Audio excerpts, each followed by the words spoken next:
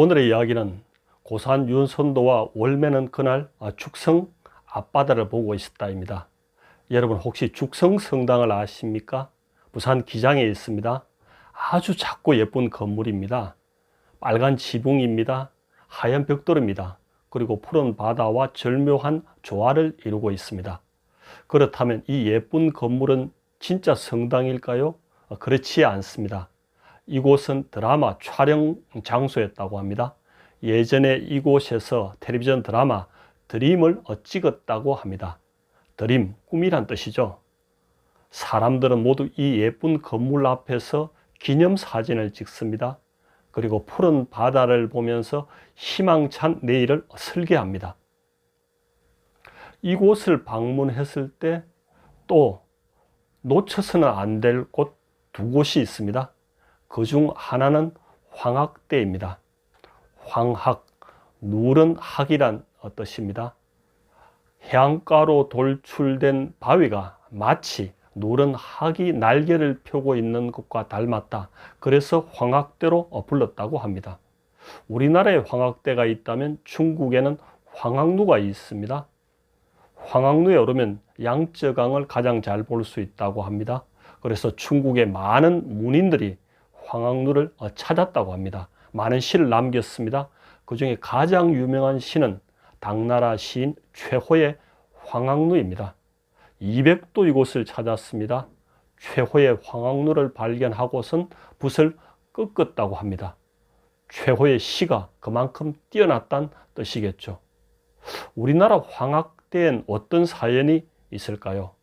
우리나라 황학대는 고산 윤선도가 즐겨 찾았던 곳입니다.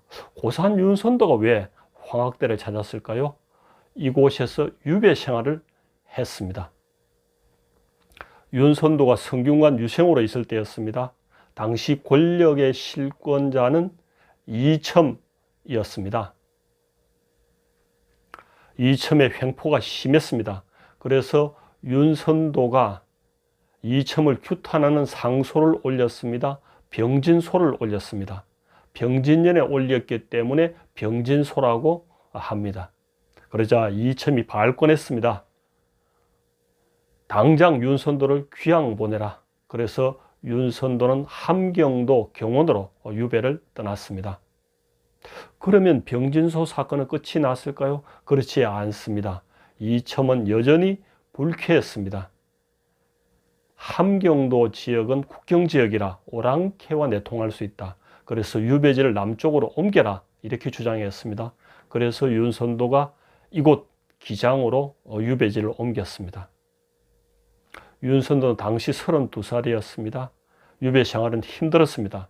그래서 힘들 때마다 윤선도는 황학대를 올라 죽성 앞바다를 바라보았습니다. 파도 소리와 갈매기가 그의 힘든 유배 생활을 위로해 주었습니다. 황학대는 윤선도의 쉼터였습니다. 안식처였습니다. 이곳 죽성 성당에 왔을 때 또 놓쳐서는 안 될 곳이 하나 더 있습니다. 어사암입니다. 어사암에는 어떤 사연이 있을까요?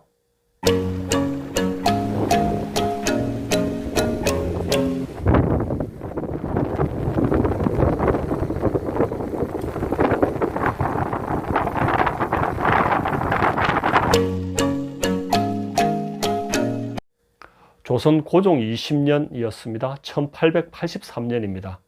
죽성 앞바다에 쌀을 싣고 가던 배가 풍랑을 만나 침몰했습니다. 그 쌀은 나라에서 조세로 거둔 대동미였습니다.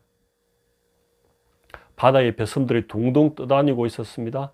이곳 백성들이 그 벼섬을 건져와 밥을 지어 먹었습니다. 왜냐고요?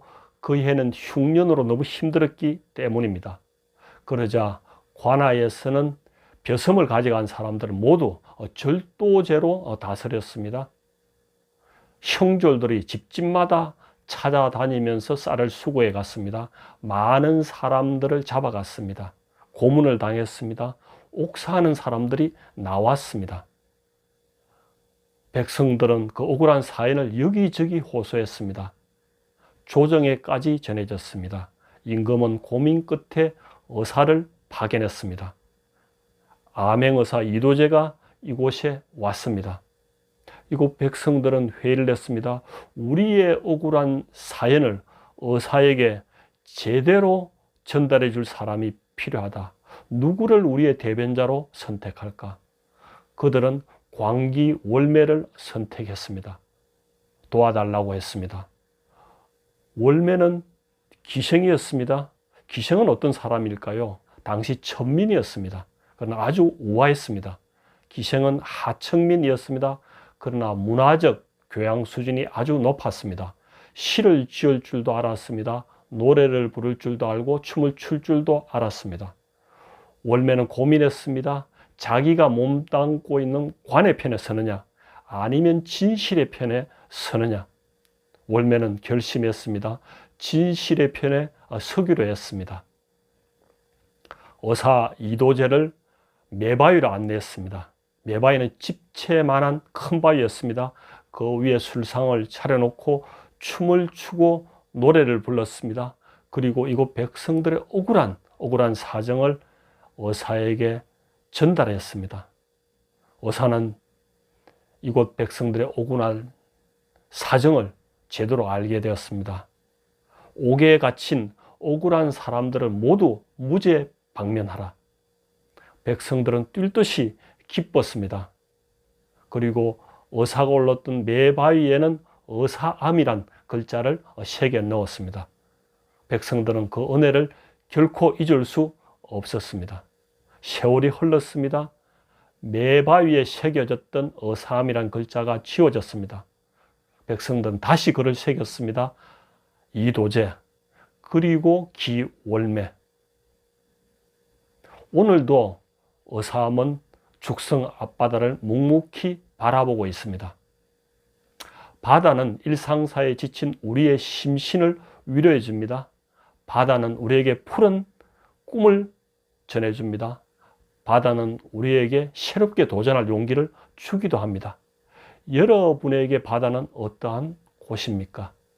오늘은 윤선도와 월매는 그날 죽성 앞바다를 보고 있었다는 이야기를 해드렸습니다. 여러분 재미있게 시청하셨습니까? 그럼 또 다음 이야기를 기대해 주십시오. 감사합니다.